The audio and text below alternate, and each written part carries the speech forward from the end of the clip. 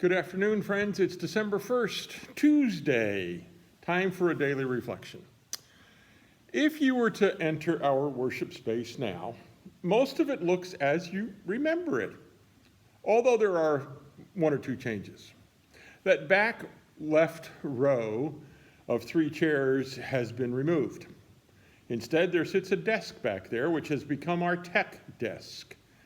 However, the rest of the chairs remain in their rows as though patiently waiting for real people, not pictures, but real people to be sitting in them.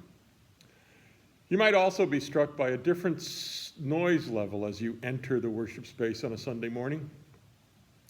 Not the normal conversation and music you would have heard prior to worship back in March, but now it's the worship team practicing and speaking back and forth about what's coming up and how to do it. Perhaps you're also a person who notices details. If you are, you will notice that in the atrium, things look a little different. Well, actually not. Most of the bulletin boards still have the same pictures that were up back in January, February, and early March. Signs as if we were expecting to return soon. Well, the kiosk has been changed a little bit. The flower chart is down, and certainly the sign up for the readers and communion assistants has long since been gone. But there are some things that are there, signs that were there when the great shutdown was initiated. Signs that would indicate we were looking forward to a season with little or no thought of how drastically our lives and lifestyles would be changed.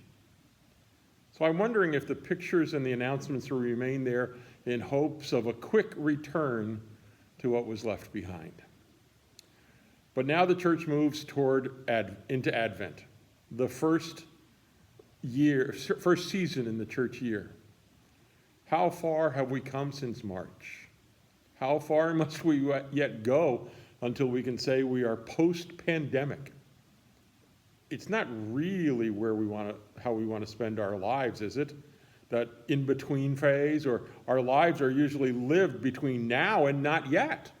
Not back then, and where are we going? How do you live within that gap? As we enter Advent and look to Christmas, how do we live while the forgotten residue of seemingly unfulfilled Lent and Easter still hang around? Well, my first impulse is to say that we live in hope.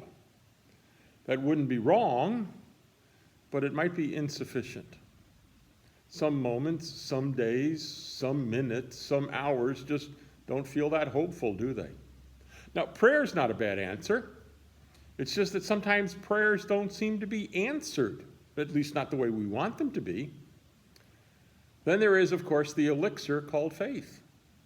Again, there are days that this seems to be a little bit watered down. Now, there's nothing wrong with seeing faith as a power to move us onward. It's just that sometimes we wonder if faith is inadequate, if it's just what we Christians often toss around in the vocabulary of faith as though saying these words would produce some magical lift and push us forward, as if somehow magically it would all disappear. Well, not happened yet. I've even noticed that sometimes we use these words as cover to not deal with some of the difficult life issues. As Christians, we are followers of Jesus. We are his disciples. In Mark's gospel, which is the gospel that we'll be using this church year, the disciples do not always come off as the most enlightened or committed followers. They give up everything to follow someone they don't understand, and eventually they all flee. The only consistency of all of this is the oldest of the 4 gospels. In the oldest of the 4 gospels is the faithfulness of Jesus. Jesus is the one who allows us to have whatever hope we harbor. Jesus is the image of the God to whom we pray. Jesus is both the source and object of whatever faith we can muster. These inept, at times confused, and at times prideful disciples in Mark were able to hang in there because Jesus did not abandon faith in them, and Jesus continued to pull them back towards him again and again. Not only do we follow Jesus, the Jesus whom we follow is the same Jesus who held on to the disciples in Mark's gospel. He is the Jesus who seems never to lose faith in us. I had a seminary professor who once told me that when God and Jesus make a promise, they always keep it. And sometimes it's Jesus holding us by the hairs at the back of our neck that keep us in line, keep us connected. I think that's more true now for me. It's Jesus holding on to me, sometimes by the scruff of my neck. Now, since Sunday, I've had a chance to check out the virtual worship services posted by a couple of congregations that I follow. I've seen some empty sanctuaries with no wreaths, no trees, no lighted Advent candles, and no people. I've seen some fully decorated worship areas. I've seen worship spaces with 2 or 3 people distantly spread out in a huge worship space. I know that our own virtual presentation on Sunday didn't show all the Advent symbols we have, the wreath, the Chrismon tree, the poinsettias. I'm asking our tech team to work on that a little bit better, perhaps making sure that we see it during the opening time of worship. You certainly can see the triptych, or part of it at least, behind me now, and blue pyramids. You could see those on Sunday. We need to do a better job of making sure we see all of our Advent preparations. Now, I'm thinking also of the absence of all that stuff. This absence might somber our mood to the point of affecting our discipleship as well. The one who is our hope, our joy, and worthy of our faith is not so affected, however. This one who has gone through Lent and Easter thousands of times, this one who has been with his church in Advents and Christmases past, this one, Jesus, remains faithful to us. Standing alone in our worship space, as I do sometimes, standing alone in this space as it's been converted into a studio of sorts, with books and displays still in the atrium, reminding me of earlier times, not related to this time. What I sometimes see is that Jesus doesn't require what we often need.